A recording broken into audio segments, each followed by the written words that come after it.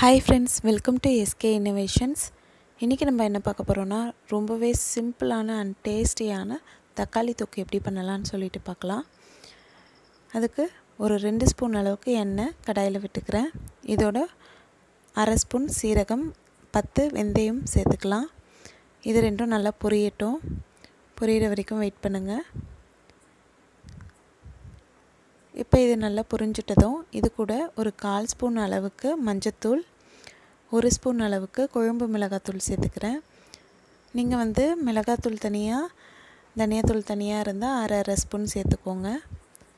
இது கூட ஒரு 1/4 ஸ்பூன் அளவுக்கு இஞ்சி பூண்டு பேஸ்ட்டு சேர்த்துக்கிறேன். இதை நம்ம நல்லா கலந்து விட்டுக்கலாம்.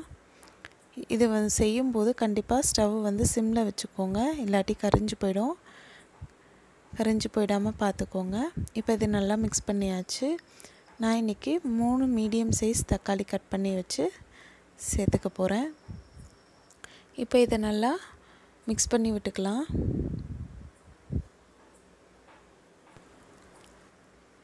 நல்லா மிக்ஸ் பண்ணியாச்சு. இப்போ இந்த தொக்குக்கு தேவையான அளவுக்கு நான் இப்போ உப்பு சேர்த்துக்க போகிறேன்.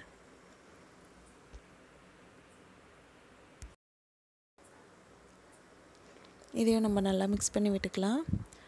நல்லா மிக்ஸ் பண்ணி விட்டுட்டு ஒரு தட்டு போட்டு மூடிட்டு ஒரு மீடியம் ஃப்ளேமில் ஒரு 5 நிமிஷத்துக்கு வச்சுக்கலாம்.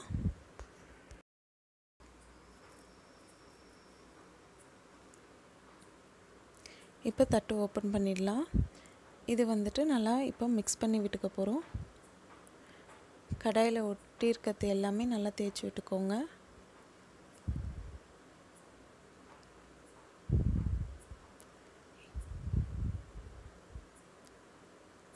இப்போ திரும்பவும் நம்ம தட்டு போட்டு மூடி ஒரு 2 நிமிஷத்துக்கு வச்சுக்கலாம்.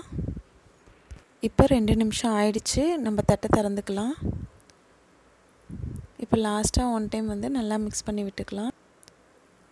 இந்த தக்காளி தொக்குக்கு நம்ம வெங்காயம் மற்ற எந்த மசாலா பொருளும் எதுவுமே சேர்த்துக்கலாம். ரொம்பவே சிம்பிளான குயிக்கான தக்காளி தொக்கு டக்குன்னு ரெடி பண்ணிடலாம். ரொம்பவே டேஸ்ட்டாக இருக்கும்.